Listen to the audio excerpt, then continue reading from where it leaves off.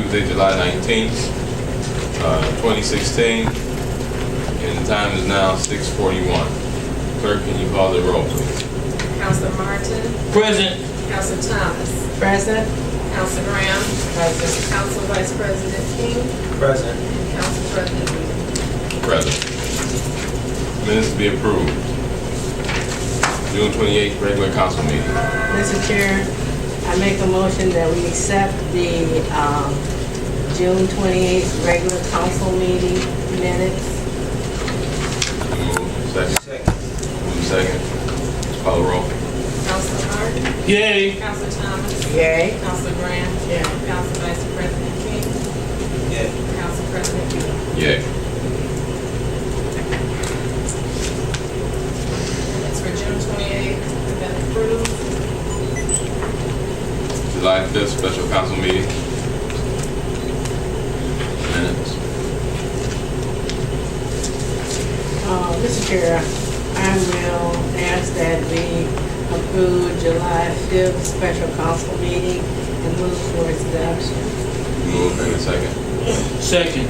Move in second. Call the roll, please. Councilor Martin. Yay. Councilor Thomas. Yay. Councilor Graham. Yeah. Council Vice President King. Yay. Council President Lee. Yay. July 7th, I have the draft of the minutes in front of me, and I haven't had a chance to read them. So what do you want to do? we take it to the next meeting. Okay.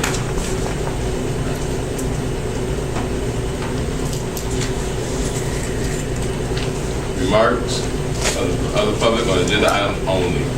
2 minutes. Go ahead.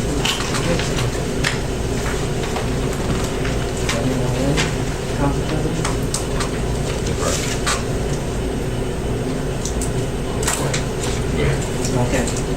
Thank you. I would like to speak in opposition to ordinance number 4-16, declaring the desire of the City Council of East Cleveland to enter negotiations with the City of Cleveland for annexation by the City of Cleveland.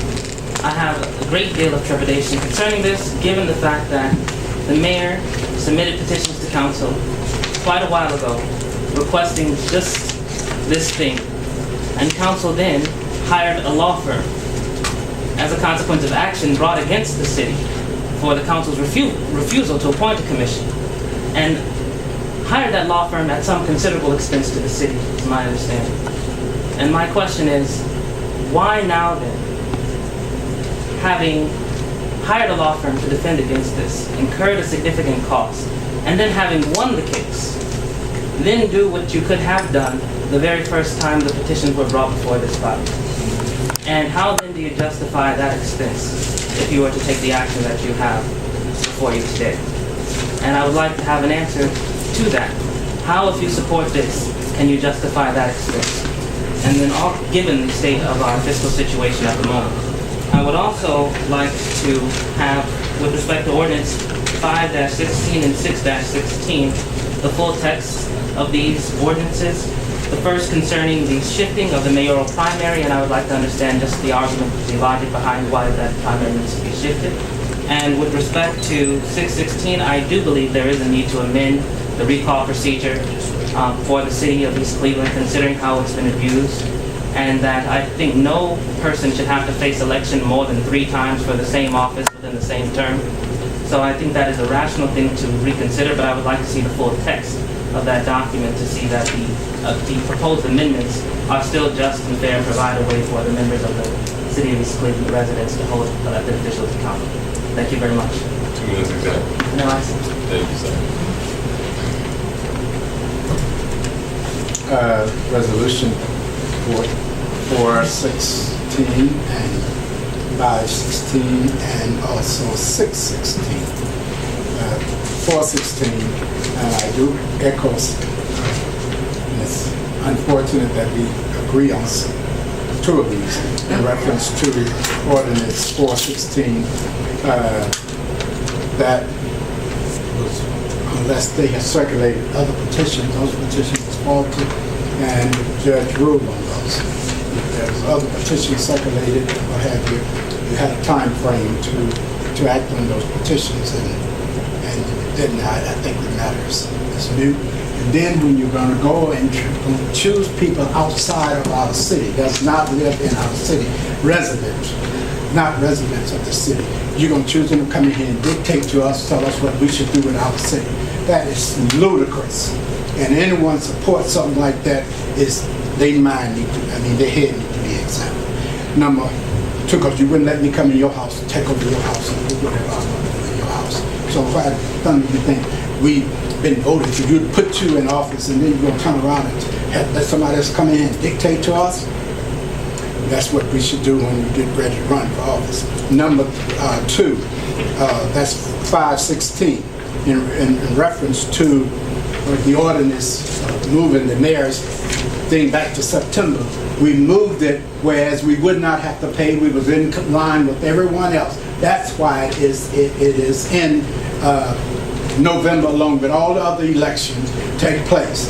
So I am totally against that, because then it costs us extra money for us to have an election contrary to the general election or whatever, the primary stuff.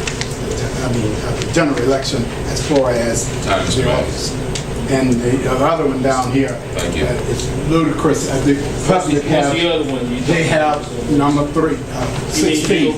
The public, the electors have as much right as anyone else in up here. You're going to legislate something that we have the right to address our council and anyone else elected officials. That's our right, constitutional right, First Amendment. Terry Topher, 14511 Terrace Road, East Cleveland, Ohio. The commission, I looked at all of the people that were on there, and one had to be written in, and practically none of them live in East Cleveland, Ohio. It would be ludicrous to have a commission with no East Clevelanders sitting on there. That's obscene.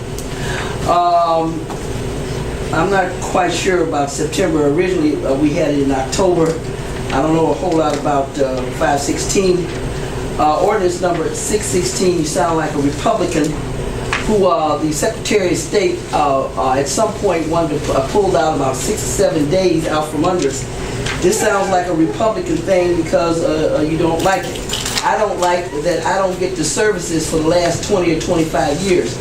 This says that, from what I was listening to the council person explain, that if I don't vote for that person or vote in that, this or that I can't have a recall. My understanding is during the former mayoral election, people voted for who they wanted to, and the next day they moved out. And I would submit that probably in the black community, you move out altogether. I think ordinance number 616 is a piece of crap. It's a violation of our voting rights. And when you say the word annexation and this and that, we're not in any negotiations with Cleveland. And it's very interesting how people seem to be fighting for white supremacy and University Circle Inc. Kevin Murray, 14807 Avenue. Ordinance 416. We are not taking off the table of your 5-year plan of action.